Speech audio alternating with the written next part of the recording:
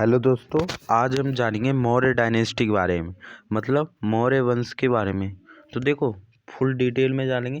ये तो हमारा मत रिवीजन है। यदि आपको फुल वीडियो देखना है तो आप देख सकते हैं, वरना मैं आपको इसी वीडियो में डिटेल में समझाऊंगा जितना भी मौर्य डायनेस्टी के बारे में।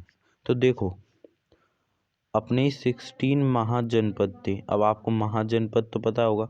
महाजनपद यानी होते मतलब स्टेट।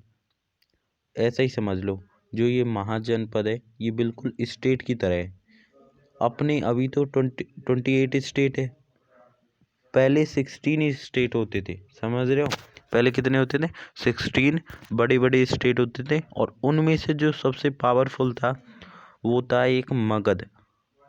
मगध मगध सबसे पावरफुल स्टेट था। समझ रहे हो ना, जो मगध था वो सबसे पावरफुल स्टेट था। अब क्या हुआ, जो मगध है उस पर एक रूल कर रही थी एक डायनेस्टी। उस डायनेस्टी का नाम था नंदा डायनेस्टी। समझ रहे हो? देखो क्या हुआ था, फिर से बताता हूँ। 16 महाजनपद थे। 16 महाजनपद थे, उनमें से सबसे पावरफुल था मगध। मगध पर रूल कर रहा था नंदा डायनेस्टी। और नंदा डायनेस्टी का जो लास्ट रूलर था वो कौन था? धनानंद। 1 मिनट में इसको हटा देता हूँ। और जो नंदा डायनेस्टी का जो लास्ट रूलर था वो था धनानंद। समझ रहे हो ना, धनानंद लास्ट रूलर था। अभी तक मैंने आपको पढ़ाया वो तो समझ में आ गया होगा कि 16 महाजनपद थे और उनमें से सबसे पावरफुल कौन था? मगध। अब देखो, नंदा डायनेस्टी पे रूल कर रहा था कौन? धनानंद। देखो, धनानंद रूल कर रहा था। इस जो नंदा डायनेस्टी है, NANDA नंदा डायनेस्टी, उस पर रूल कर रहा था कौन? धनानंद। अब धनानंद तो उस पर रूल कर रहा था, और ये धनानंद है, ये लास्ट रूलर है नंदा वंश का। लास्ट रूलर है नंदा वंश का। क्यों? क्योंकि इसको एक चंद्रगुप्त नाम का व्यक्ति मार देता है, और वो एक नई डायनेस्टी एस्टेब्लिश करता है जिसका नाम होता है मौर्यन डायनेस्टी। इसके बारे में हम जानेंगे। एक और बार बता देता हूँ, मैंने अभी तक आपको क्या बताया है। तो देखो, 16 महाजनपद थे, अभी मैंने आपको ये बताया। उसमें से सबसे जो पावरफुल निकल के आया वो था मगध। मगध, और मगध पर रूल कर रहा था कौन? नंदा डायनेस्टी। नंदा डायनेस्टी। और नंदा डायनेस्टी का जो आखिरी रूलर था वो था धनानंद। इतना मैंने आपको बता दिया है। धनानंद। धनानंद। अब धनानंद को ना, धनानंद के दरबार में एक मंत्री होता है जिसका नाम होता है चाणक्य, या उसको कौटिल्य भी बोलते हैं। चाणक्य। क्या? चाणक्य। अब देखो, उसका नाम था चाणक्य। एक बार क्या हुआ, धनानंद ने चाणक्य को बहुत बुरी तरह से बेइज्जती कर दी चाणक्य की। तो ये जो चाणक्य है, इसने ऐसे सोच लिया कि मैं जब तक धनानंद को बर्बाद नहीं कर देता, जब तक ये चाणक्य चैन से नहीं बैठेगा। समझ रहे हो ना? तो क्या हुआ, 16 महाजनपद थे, उनमें सबसे पावरफुल निकल गया है मगध। मगध पर रूल कर रहा था नंदा डायनेस्टी। नंदा डायनेस्टी का लास्ट रूलर था धनानंद। और धनानंद के दरबार में एक मंत्री था जिसका नाम था चाणक्य। चाणक्य, या इसको कौटिल्य, या तो इसको कौटिल्य भी बोलते हैं या विष्णुगुप्त। देखो लिख देता हूँ, कौटिल्य, कौटिल्य और विष्णुगुप्त। विष्णुगुप्त। समझ गए? तो देखो क्या हुआ था, 16 महाजनपद थे, उसमें सबसे पावरफुल निकल के आया मगध।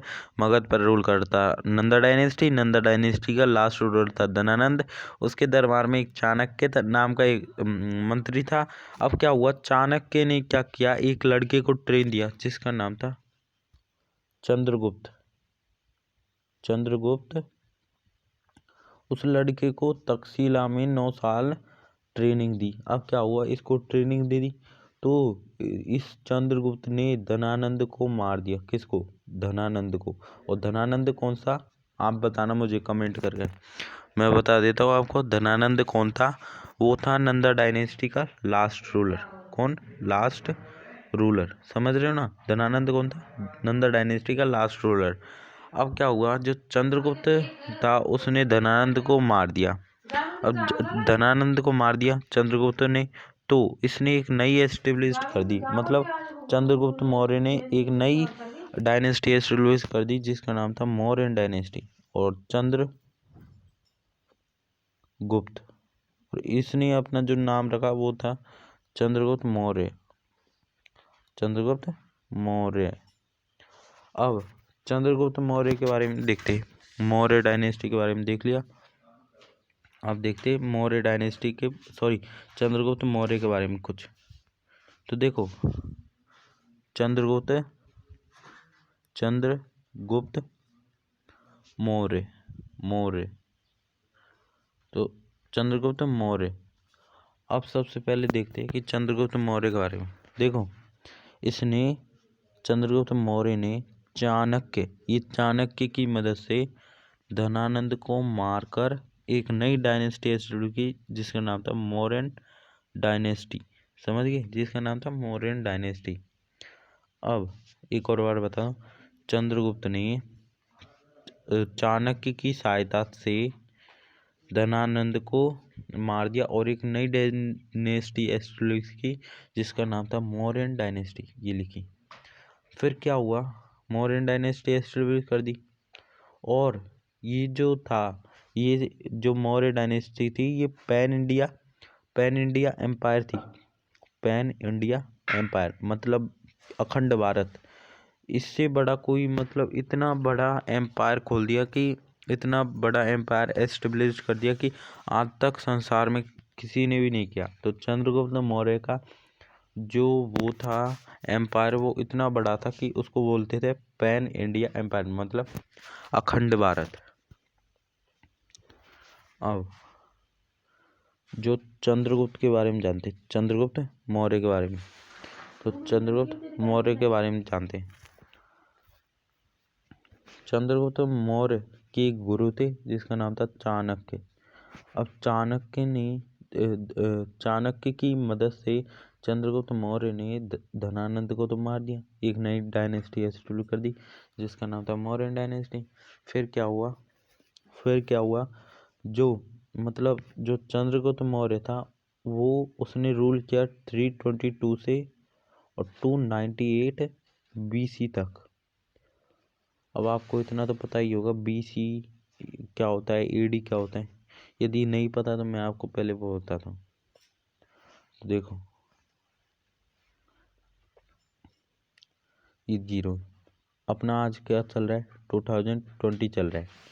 तो ऐसे ही 1900 चल रहा होगा, ऐसे ही 1800, तो ऐसे 0 भी तो आया होगा। तो जीरो उस दिन आया था जिस दिन एक गॉड का, मतलब भगवान का जन्म हुआ था। उसका नाम था जीसस क्राइस्ट। मतलब ये भगवान है, इनका जन्म हुआ था जीसस क्राइस्ट का। अब इससे भी तो पहले होगा कुछ वो था, लेकिन वो क्या था, उल्टा चलता था, जैसे 1 2 3 4। मतलब मैं आपको बताता हूँ। देखो, जैसे आज चल रहा है अपना 2020। तो अगले साल क्या आएगा बताओ, 2019 आएगा अगले साल। ऐसे चलता था। फिर क्या आएगा 2018।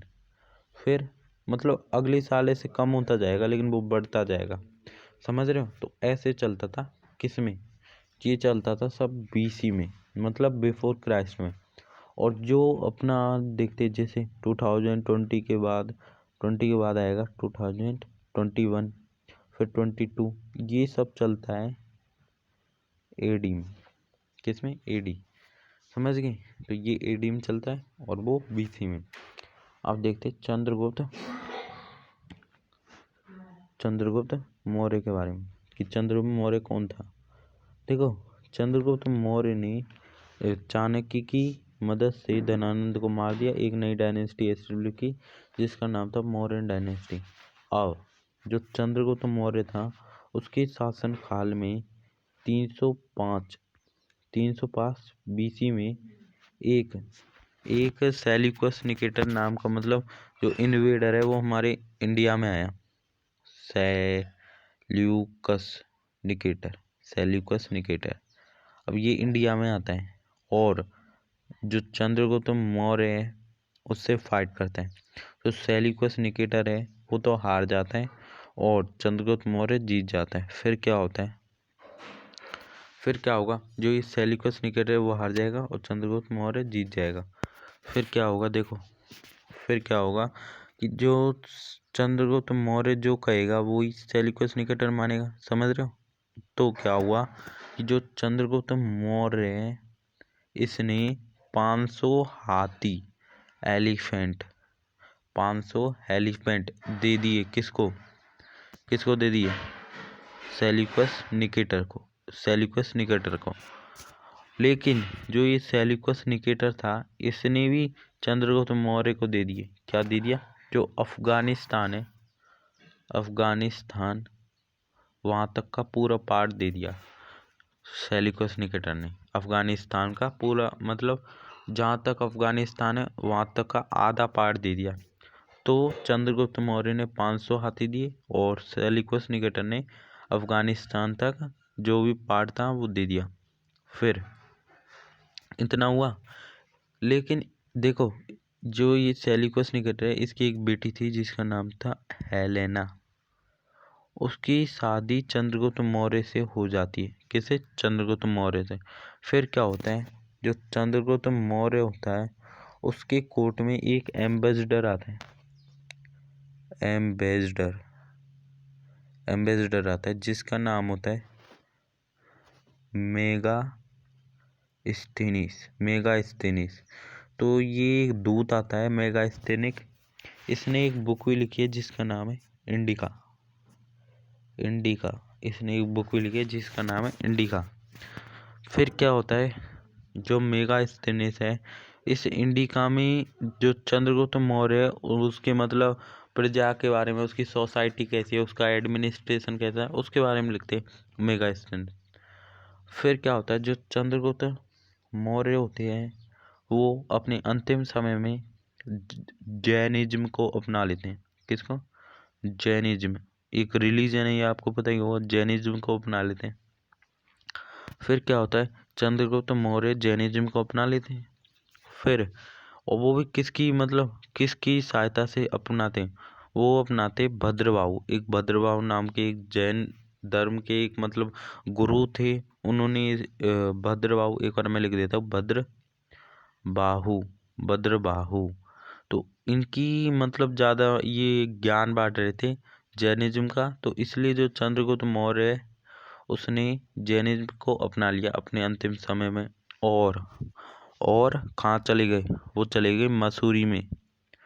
मसूरी कहाँ पे, मसूरी है मध्य प्रदेश में, मध्य प्रदेश में, समझ गए। मसूरी कहाँ पे, मध्य प्रदेश में। और मसूरी में एक नाम है मतलब एक गांव है जिसका नाम है श्रवण वेला गोला। इसमें मतलब एक जगह गांव है, इसमें चले गए और इसमें वो फास्टिंग के वजह से मर गए, मतलब वो उन्होंने खाना नहीं खाया 1-2 दिन तक, तो उनकी डेथ हो गई। और उनकी डेथ कब हुई, उनकी डेथ हो गई 298 BC में, 298 BC में। फिर क्या हुआ, फिर जो चंद्रगुप्त मौर्य था उसका एक सन था जिसका नाम था बिंदुसार। क्या, बिंदुसार। तो वो राजा बन जाता है किसका, मौर्य डायनेस्टी का अगला सक्सेसर। तो समझ में आया अभी तक क्या समझाया हमने, तो उसको देख लेते हैं। देखो जो 16 महाजनपद थी उनमें से सबसे जो पावरफुल था वो था मगध। अब मगध पर रूल कर रहा था नंदा डायनेस्टी। कौन, नंदा डायनेस्टी। और नंदा डायनेस्टी का लास्ट रूलर था धनानंद। देखो 16 महाजनपद जिनमें से सबसे पावरफुल था मगध पर रूल करता था नंदा डायनेस्टी का लास्ट रूलर था धनानंद के कोर्ट में एक मंत्री काम करता था जिसका नाम था चाणक्य। एक दिन क्या हुआ, जो धनानंद है इसने चाणक्य की बहुत बड़ी बेइज्जती कर दी। तो जो चाणक्य है उसने मन में सोच लिया, जब तक मैं धनानंद को बर्बाद नहीं कर देता, जब तक मैं चैन से नहीं बैठूंगा। तो चाणक्य ने चंद्रगुप्त मौर्य को मतलब ट्रेनिंग दी, मतलब ऐसे ट्रेनिंग दी, उनको पढ़ाया, उनको शस्त्र चलाना सिखाया। तो इसको चंद्रगुप्त मौर्य को ट्रेनिंग दी। फिर जो चंद्रगुप्त मौर्य है वो धनानंद को मार देते हैं और एक नई डायनेस्टी एस्टेब्लिश करते हैं जिसका नाम है मौर्यन डायनेस्टी। अभी तक बताया, मैं एक और बार बताता हूँ। देखो क्या हुआ था। 16 महाजनपद थे, उनमें सबसे पावरफुल था मगध, और मगध पर रूल कर रही थी नंदा डायनेस्टी। नंदा डायनेस्टी का आखिरी रूलर था धनानंद। धनानंद के दरबार में एक मंत्री था जिसका नाम था चाणक्य, और चाणक्य ने एक लड़के को ट्रेनिंग दी जिसका नाम था चंद्रगुप्त मौर्य। चंद्रगुप्त मौर्य ने जो धनानंद है उसको मार दिया और एक नई डायनेस्टी शुरू की जिसका नाम था मौर्यन डायनेस्टी। समझ गए? तो इतना अभी तक हमने पढ़ लिया। और देखो फिर क्या हुआ था, इतना कर दिया। फिर अब अपनी जो मौर्य डायनेस्टी है उसकी एस्टेब्लिश हो जाती है। फिर क्या होता है, जो चंद्रगुप्त मौर्य धनानंद को कब मारते, वो मारते 322 BC में। और तब से ही वो जब से ही वो शासन करने लग जाते हैं, और वो शासन कर रहे होते हैं 320 BC से 298 BC तक। मतलब पूरे 25 साल, 25 ईयर्स, पूरे 25 साल रूल करते। फिर क्या होता है, वो लास्ट में मसूरी में चल जाते हैं। किस में? मसूरी। और मसूरी में एक गांव है जिसका नाम है श्रवण बेलागोला। देखो श्रवण बेलागोला, श्रवण बेलागोला, श्रवण बेलागोला गांव है, उसमें चले जाते और इनकी जो फास्टिंग से मौत हो जाती है, मतलब ये फास्ट रख लेते हैं, मतलब खाते पीते कुछ नहीं है, इनकी मौत हो जाती है भूख के कारण। कब हो जाती है? हो जाती है 298 BC में। और एक और चीज़ मैंने आपको और नहीं बताई, वो मैंने आपको बता दी है, लेकिन मैं आपको रिवाइज करा देता हूँ।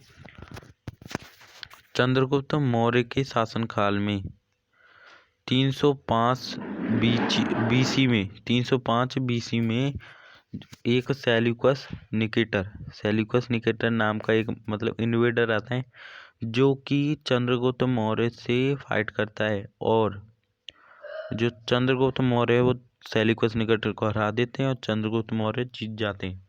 तो क्या होता है, जो सेल्यूकस निकेटर होते हैं ये इसको चंद्रगुप्त मौर्य को बलूचिस्तान तक का पूरा मतलब पार्ट देते हैं, बलूचिस्तान तक का, है ना।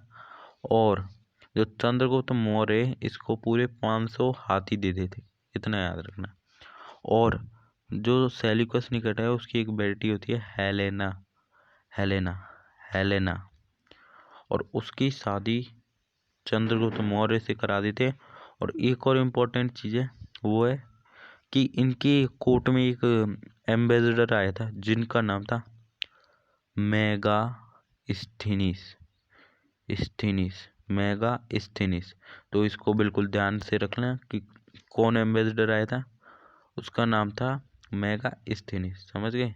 तो मेगा स्थिनिस इनके कोर्ट में आया था, इतना समझ गए। तो ये तो था हमारा चंद्रगुप्त मौर्य के बारे में।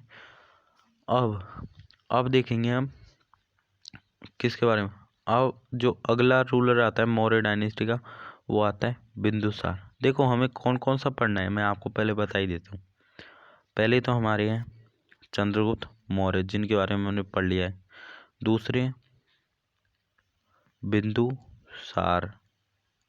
बिंदुसार, और जो तीसरे रूलर है जो ग्रेट है, अशोका द ग्रेट, इनके बारे में आपने सुना होगा। तो चंद्रगुप्त मौर्य के बारे में हमने पढ़ लिया, बिंदुसार के बारे में पढ़ेंगे। और जो अशोका है, ये जो अशोका है उसके बारे में हम अभी पढ़ेंगे। पहले हम बिंदुसार के बारे में पढ़ लेते हैं। देखो अब बिंदुसार के बारे में पढ़ते हैं। बिंदुसार, तो देखो इसका जो रूल होता है वो होता है 298 BC से लेके और 273 तक। इतना रोल होता है। मैं आपको ट्रिक बताऊँ इसको याद रखने की। ये 26 साल, मतलब 26 साल करता है रोल। तो आप लगा लेना, 298 में से 26 माइनस कर देना, कितने आएंगे तो समझ लेना, है ना। तो जो चंद्रगुप्त मौर्य है उसने तो 25 साल किया, और जो बिंदुसार है उसने कितना किया, उसने किए 26 साल, समझ रहे हो। फिर क्या हुआ, जो बिंदुसार है उनके बारे में आपको कुछ मतलब इम्पोर्टेंट चीज़ ज़्यादा नहीं है, लेकिन थोड़ी इम्पोर्टेंट है, और वो क्या क्या है उसको देख लेते हैं। देखो, जो बिंदुसार थे, एक मिनट, जो बिंदुसार थे उनके 3 नाम थे, पहले आपको ये जाननी चाहिए। उनके 3 नाम थे। पहले तो एक और चीज़ बता दो, जो बिंदुसार है वो चंद्रगुप्त मौर्य के बेटे थे, इतना तो आपको पता ही है, मैंने आपको बता दिया था। फिर जो सेकंड पॉइंट आता है वो आता है कि जो बिंदुसार थे उन्होंने उन्होंने जो एम्पायर है, मतलब जो मौर्य एम्पायर है, उसको क्या किया, एक्सपेंड किया। और दूसरा, अब दूसरा पॉइंट देखो, पहला तो क्या होगा, जो बिंदुसार है वो चंद्रगुप्त मौर्य के बेटे हैं और सक्सेसर हैं, और बिंदुसार ने एम्पायर को बढ़ाया, जो एम्पायर है उसको एक्सपेंडेड किया, मतलब बढ़ाया। और जो सेकंड पॉइंट आता है, जो बिंदुसार के 3 नाम है, अब वो कौन कौन से नाम है उसके बारे में देख लेते हैं। एक मिनट, मैं इसको इरेज कर देता हूँ। तो अभी आपको इतना तो पता चल गया होगा कि चंद्रगुप्त मौर्य कौन है और बिंदुसार कौन है। ये इसमें तो सिर्फ हम रिवाइज कर रहे हैं, और आप नोट्स भी बना सकते हैं इसके, जो भी मैं लिखा रहा हूँ आप लिखते चलिए। बहुत ही काम के, बहुत ही ज़रूरी है ये, इसके बारे में पता होना, ठीक है। तो बिंदुसार, जो बिंदुसार था, बिंदुसार ने 298 से 273 तक रूल किया था, इतना पता है। पहला पॉइंट ये, चंद्रगुप्त मौर्य का ये बेटा था, क्या था, सन, एंड सक्सेसर भी था। सक्सेसर मीन्स होता है उत्तराधिकारी, सक्सेसर भी था। ये तो हो गया पहला पॉइंट। अब जो दूसरा पॉइंट आता है वो आता है कि जो बिंदुसार है उसने एम्पायर को एक्सपेंड किया सॉरी, जो एम्पायर है उसको एक्सपेंड किया। अब जो थर्ड पॉइंट है इसका बिंदुसार का, वो ये है कि जो बिंदुसार है उसके 3 नाम थे, कितने, 3 नाम थे। ये थर्ड पॉइंट है और इसके 3 नाम थे, अब वो कौन कौन से थे। एक तो है अमित्रो चार्ट्स, एक अमित्रो चार्ट्स है। अब जो सेकंड है वो है भद्र सार, और जो थर्ड नेम है वो है सिंगसेन, सिंगसेन, समझ गए। तो पहला तो अमित्रो चार्ट, सेकंड भद्रसार और सिंगसेन। तो देखो, इसके 3 नाम है, एक तो अमित्रो चार्ट्स, भद्रसार और सिंगसेन, ये मेन इंपॉर्टेंट है, इनको आप याद कर लेना सिर्फ, कि इनके 3 नाम है, अमित्रो चार्ट्स, भद्रसार और सिंगसेन, ठीक है। इतना इनके बारे में था। फिर और भी बता रहा हूँ अभी तो मैं इनके बारे में। देखो, जो बिंदुसार था, एक मिनट में इसको इरेज कर देता हूँ। जो बिंदुसार था उसके 2 बेटे थे। जो बिंदुसार था, एक मिनट, जो बिंदुसार था उसके वैसे तो बहुत सारे बेटे थे, इसके 101 बेटे थे, कितने, 101। और जो मैन थे वो थे, आपको पता होना चाहिए इनके बारे में, एक तो अशोक थे, अशोक, और एक थे सुसीम, कौन, सुसीम। 101 भाई में से सुसीम सबसे बड़ा था, और अशोक मतलब पता नहीं है इनमें से होगा, 101 भाई में से, है ना, छोटा है बड़ा। अब देखो क्या हुआ, बिंदुसार के 2 बेटे थे, एक तो अशोक और एक सुसीम। अब जो बिंदुसार है वो सुसीम को चाहते थे कि सुसीम अगला राजा बने, और जो अशोक है उसको नहीं चाहते थे बिंदुसार। मतलब अशोक को नहीं चाहते बिंदुसार कि वो राजा बने, अशोक को पसंद नहीं करते थे बिंदुसार। तो क्या हुआ, जो ये अशोक है इसने, मतलब देखो, बिंदुसार की डेथ हो गई, फिर क्या हुआ, जो अशोक है उसने सुसीम को और अपने पूरे 99 ब्रदर को मारकर जो मौर्य डायनेस्टी की जो गद्दी है, मौर्य एम्पायर की जो गद्दी है, उस पर बैठे थे, ऐसा कहा जाता है। फिर से बताता हूँ, बिंदुसार है, उसके दो बेटे थे, एक तो था अशोक, एक था सुसीम। अब क्या हुआ, ये अशोक था, इसने अपने 99 ब्रदरों को मारकर ये राजगद्दी पे बैठा था मौर्य एम्पायर की में, और इसने अपने एक भाई को छोड़ा था जो इसका मतलब रियल भाई था। समझ में आया? तो इतना था किसके, बिंदुसार के बारे में। और एक और चीज़ और है बिंदुसार के बारे में, देखो मैं आपको अभी बता और दूंगा कि हमने अभी तक क्या पढ़ा है बिंदुसार की। एक और चीज़ है कि जो बिंदुसार था, जो बिंदुसार के वक्त में क्या हुआ था, जो तक्षशिला है, तक्षशिला वहाँ पर रिवॉल्ट हो गया था। रिवॉल्ट मतलब विरोध, जो लोग है वहाँ के विरोध, मतलब राजा के विरोध हो गए और रिवॉल्ट करने लग गए। तो देखो क्या हुआ, तक्षशिला में रिवॉल्ट हो गया, तो बिंदुसार ने अशोक को भेजा तक्षशिला में। क्यों भेजा? क्योंकि वो क्रश कर दे, रिवॉल्ट को बंद कर दे, इसलिए अशोक को भेजा। और सुसीम को भी भेजा था, कहाँ पर, तक्षशिला में। तो ये बताया जाता है, ये आपको याद रखना, बस इतना था कि जो बिंदुसार के समय में तक्षशिला में रिवॉल्ट हो गया, और जो अशोक है उसको भेजा क्रश करने के लिए, और अशोक ने जो क्रश भी कर दिया, वो रिवोल्ट क्रश कर दिया। समझ में आया? ठीक है, इतना तो था बिंदुसार के बारे में। अब एक और बार मतलब रिवीजन कर लेते बिंदुसार के बारे में, हमने क्या पढ़ा। देखो, जो बिंदुसार है, बिंदुसार ने अपने एम्पायर को एक्सपेंड किया, और इनके दो पुत्र थे, दो बेटे थे, जिनके मतलब 101 थे, लेकिन इनके दो मेन बेटे थे, एक तो थे अशोक और एक थे सुसीम। अशोक ने अपने सुसीम को और 99 ब्रदर को मारकर ये मौर्य डायनेस्टी पर बैठे थे। इतना था अशोक बिंदुसार के बारे में। और इनके 3 नाम थे, जो बिंदुसार थे, इनके 3 और नाम और थे। पहला था अमित्रो चार्ट्स, पहला अमित्रो चार्ट्स था।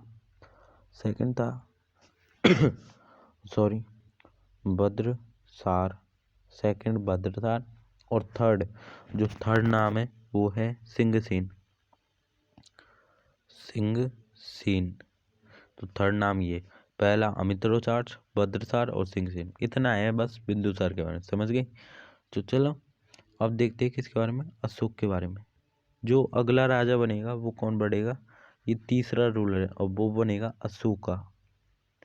देखो, सबसे पहले पहले तो ऐसा कहा जाता है कि ये मतलब बुरा था, लेकिन बाद में ये अच्छा हो गया। देखो, अब तो हम अशोक के मतलब बायोग्राफी पढ़ रहे हैं, तो अशोक की बायोग्राफी पढ़ते हैं। अशोक है जो मौर्य डायनेस्टी की राजगद्दी, मौर्य वंश के राजगद्दी पे बिंदुसार के विरुद्ध, मतलब बिंदुसार के इच्छा के बिना विरुद्ध बना था राजा मौर्य वंश का। देखो क्या हुआ था, बिंदुसार नहीं चाहते थे कि अशोक राजा बने।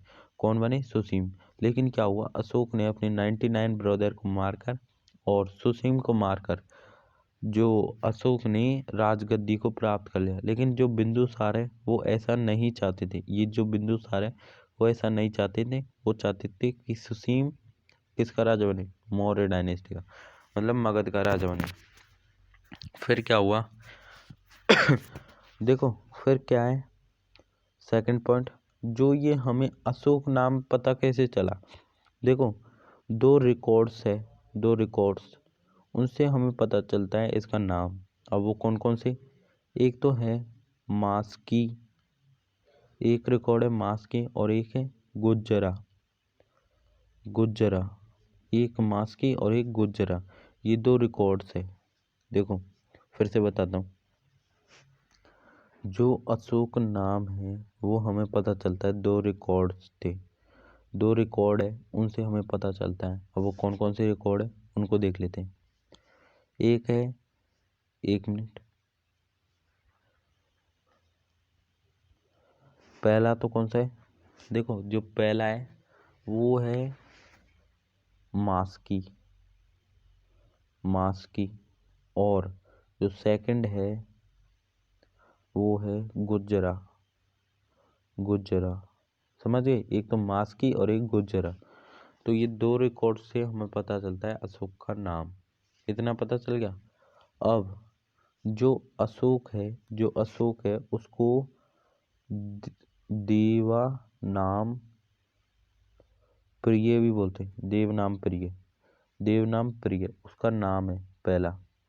और इसको देव नाम प्रियदर्शी बोलते हैं, देव नाम प्रियदर्शी, इसको देव नाम प्रियदर्शी भी बोलते हैं, प्रियदर्शी। समझ गए, तो इसको देव नाम प्रिय भी बोलते हैं और देव नाम प्रियदर्शी भी बोलते हैं। तो जो अशोक है, ध्यान रखना, आप लिखते जाना, जो अशोक है उसको देव नाम प्रिय प्रिय और देव नाम प्रियदर्शी भी बोलते हैं। तो अब क्या हुआ, जो अशोक है उसकी शादी होती है, जो विदिशा होता है, विदिशा एक स्टेट है, एक मिनट, विदिशा, विदिशा एक स्टेट है। विदिशा की एक राजकुमारी थी, उनसे इनका मतलब विवाह होता है, उनसे विवाह होता है, विदिशा की राजकुमारी थे। फिर क्या होता है, जो विदिशा की राजकुमारी होती है इनसे इनको मतलब एक तो पुत्री होती है और एक पुत्र होते हैं। जो पुत्री होती है उनका नाम होता है, उनका पहले तो मैं पुत्र का नाम बता देता हूँ, महेंद्र। जो पुत्र होता है उसका नाम होता है महेंद्र। और जो पुत्री होती है उसका नाम थोड़ा मुझे याद नहीं आ रहा है, एक मिनट, उसका नाम था, एक मिनट दोस्तों, तो दोस्तों याद आ गया है। इसकी जो बेटी थी, जो डॉटर थी, उसका नाम था संघमित्रा। क्या, संघमित्रा। तो देखो, एक तो था महेंद्र और एक थी संघमित्रा। फिर से बताता हूँ, जो विदिशा की रानी थी, राजकुमारी, उनसे दो, एक तो पुत्री होती है और एक होता है पुत्र। पुत्री का मतलब बेटी, डॉटर का नाम होता है संघमित्रा और बेटे का नाम होता है महेंद्र, सन का। तो क्या होता है, जो अशोक होता है इन दोनों को कहाँ पर भेजता है, इन दोनों को श्रीलंका भेजता है। किसके लिए, जो अशोक का जो बुद्धिज्म है उसको फैलाने के लिए। अब बुद्धिज्म क्या है वो भी हम आगे पढ़ेंगे, है ना। तो अभी इसके बारे में देखते हैं। तो अभी तक आपने क्या जाना, आप लिखते जाना बिल्कुल, है ना। फिर मैं आपको एकदम लास्ट में बताऊंगा कि हमने क्या पढ़ा है। देखो, फिर इतना पढ़ लिया, इतना पढ़ लिया। अब देखो क्या होता है, अब जो अशोक है, अशोका, अब जो अशोका होता है उसकी जो एम्पायर होता है उसमें एक ही मतलब एक स्टेट नहीं मिला होता है, उसका नाम होता है, जो प्रेजेंट है उसको बोलते हैं ओडिशा, लेकिन उसको पहले बोलते थे कलिंग। क्या, कलिंगा, कलिंग, उसको पहले कलिंग बोलते थे। क्या बोलते थे, कलिंग। तो क्या हुआ था, अशोक चाहता था कि ये कलिंग भी हमारे एम्पायर में मिक्स हो जाए, लेकिन क्या हुआ था, जो अशोक है, जो अशोक है वो चाहता था कि कलिंग भी हमारे एम्पायर में मिल जाए। तो जो अशोक है उसने जो कलिंग के राजा से बोला कि आप हमारे राज्य में मिल जाओ और हमारे अधीन हो जाओ, लेकिन कलिंग के राजा ने मना कर दिया था। और कलिंग का उस टाइम राजा था नंदराज, नंदराज, कलिंग का राजा था नंदराज। कौन, नंदराज। देखो, अशोक, जो अशोक था वो कलिंग को मिलाना चाहता था और कलिंग के राजा को एक पत्र भेजा और पत्र में उन्होंने लिखा या तो आप अधीन हो जाओ या हमसे युद्ध करो। तो नंदराज ने मना कर दिया कि हम आपके अधीन नहीं होंगे, हम आपसे युद्ध करेंगे। तो क्या हुआ, 261 बीसी में, 261 बीसी में कलिंग वॉर होता है, कलिंग वॉर, कलिंग युद्ध होता है। और इसमें क्या होता है, बहुत सारे मतलब 1 lakh people, 1 lakh 1 lakh peoples 1 lakh peoples 1 lakh जो लोग होते हैं वो मर जाते। किसके सामने? वो मर जाते अशोक के सामने। तो अशोक 1 लाख पीपल को अपने सामने मरते देख लेता है।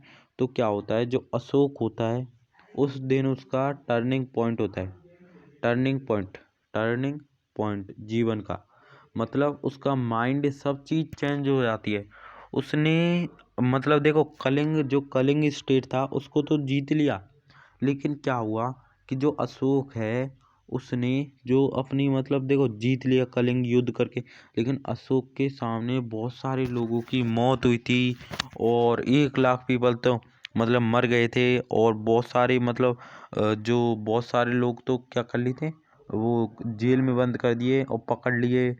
तो ऐसा हुआ था अशोक के सामने। तो अशोक को मतलब ऐसा माइंड चेंज हो गया कि ये मैंने गलत किया। तो फिर अशोक क्या करता है, इसकी एक पॉलिसी होती है बैरी गोस का मतलब है कि मतलब युद्ध की पॉलिसी। ये जो अशोक होता है ये युद्ध की पॉलिसी को हटा देता है, बैरी गोस को हटा देता है, और एक नई पॉलिसी आती है, उसका नाम होता है धम्म गोस। अब इसमें क्या करता है, देखो जो ये अशोक है ये जो युद्ध को तो जीत गया, लेकिन युद्ध की जो पॉलिसी है उसको ही हटा दिया। मतलब अशोक आज के बाद जो शस्त्र है उनको नहीं उठाएगा और कभी भी युद्ध नहीं करेगा। तो इसने ऐसी पॉलिसी चलाई और उसका नाम था धम्मघोष। तो आपको समझ में आया। कलिंग वॉर के बाद अशोक की जो टर्निंग पॉइंट थी, मतलब अशोक था उस दिन तो उसकी टर्निंग पॉइंट थी, क्योंकि उसने अपनी जो पॉलिसी थी वो हटा दी और उसने एक नई चीज़ एस्टेब्लिश की, वो थी अशोक धम्म। अब अशोक धम्म को हम अगले वीडियो में पढ़ेंगे। तो अभी तो हमने अशोक के बारे में देख लिया है, अब अशोक धम्म के बारे में अगली वीडियो में पढ़ेंगे ना दोस्तों। तो बाय। वीडियो अच्छी लगे तो लाइक और सब्सक्राइब करें।